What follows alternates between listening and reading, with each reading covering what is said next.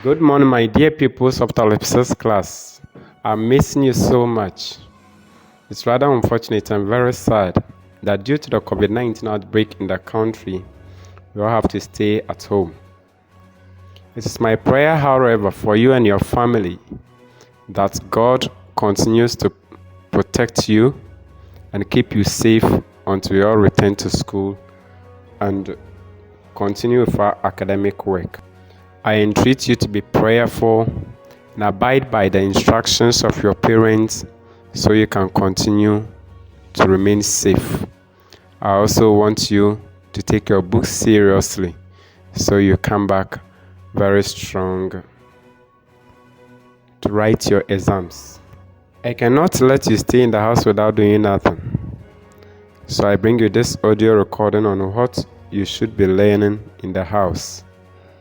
So prepare and let's learn. The strand is grammar and the substrand is imperative form of verb. My dear pupils, when we say imperative form of verb, what does it mean?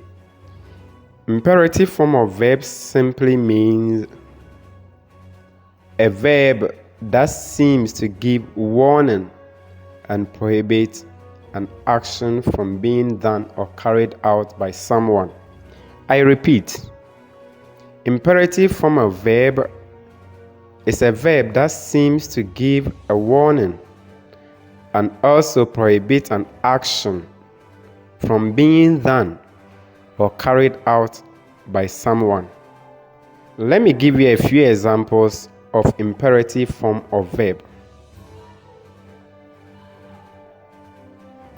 As I said, it's a warning that prohibits somebody or stops somebody from doing something.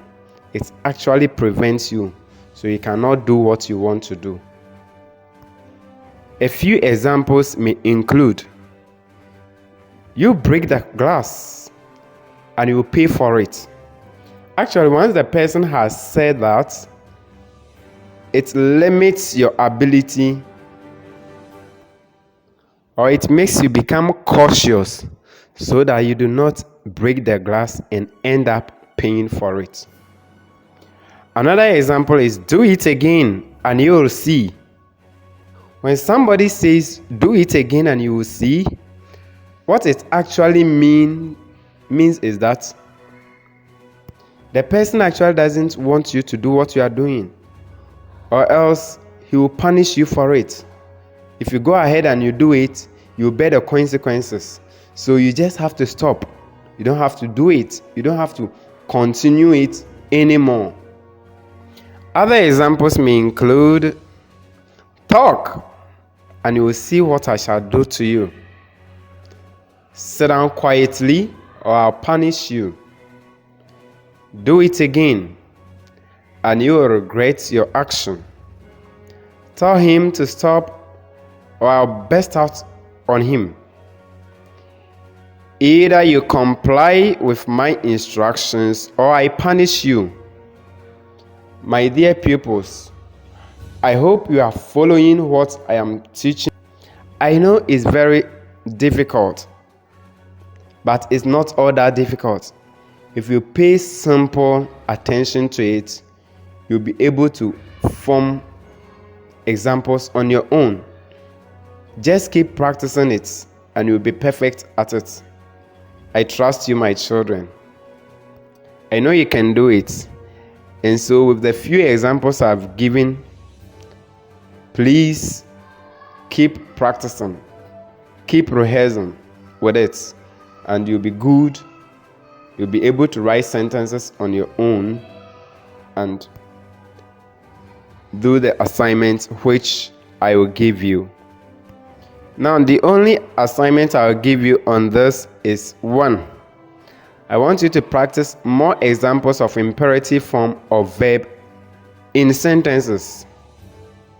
2. I want you to use the imperative form of verb to give warning and express prohibitions to your friends or your siblings.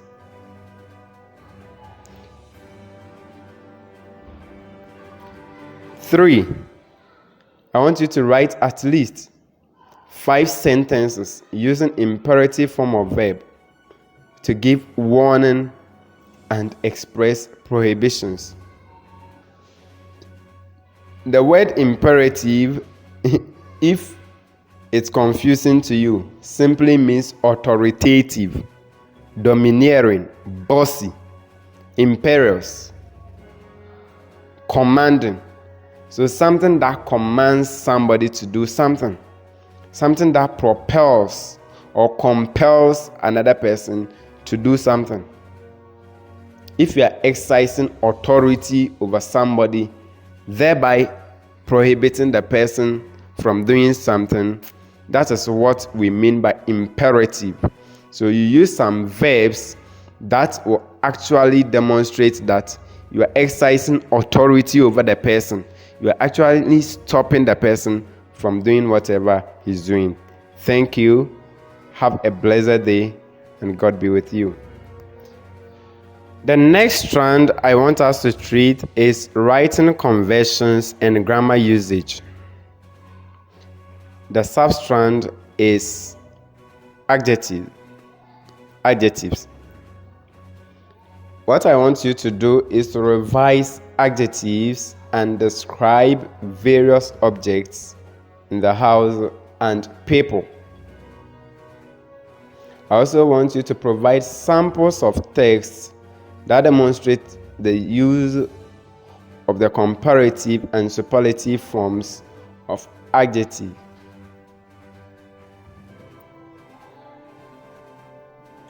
What is an adjective?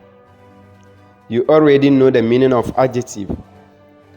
A word that is descriptive, a word that describes things, events, situations, people, places, and animals.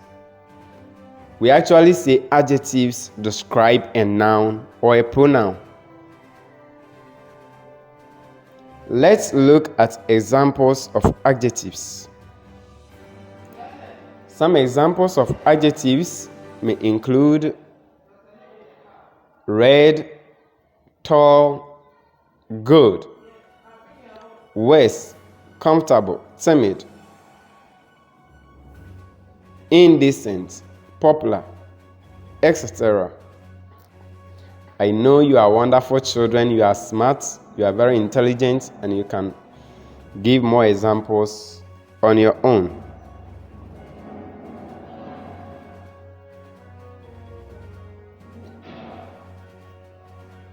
Now try your hands on these questions on adjectives. What is an adjective?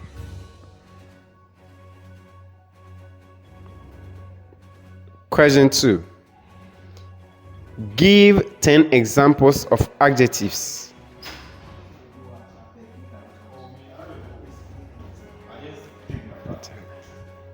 Three. Akos is dash than Ajua. A. Beautiful. B. Very beautiful. C. More beautiful. D. Most beautiful. 4. The dash city in the world is Singapore. A. Wonderful. Wonderfuler. C. More wonderful. D. Most wonderful. I wish you good luck. You do it and you forward your answers to me when we meet so that I can mark.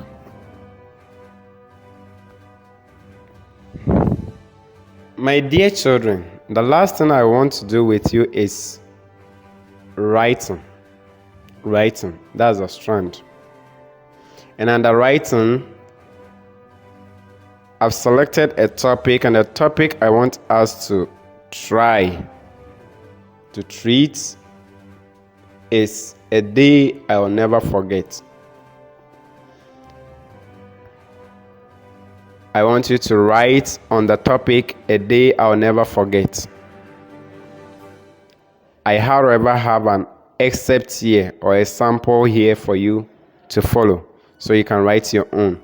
First, write your topic boldly in capital letters in the middle and neatly underlined. And continue with your first paragraph.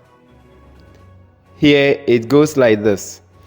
It's interesting, I have many memorable days in my life, but the day that seems most interesting to me and perhaps will linger on my heart for a long time or the rest of my life is the day I celebrated my 10th birthday.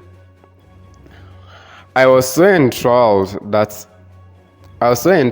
day because my mom, dad, siblings, friends, classmates, and neighborhood members made my day very remarkable.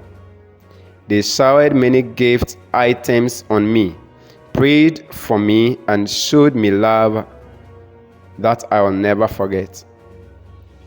That day, I was the hero and the crown prince of my family. Oh, how memorable that day was. I will never forget it. Good day. Enjoy your week. I remain blessed. I love you so much. I love you, and I miss you. Good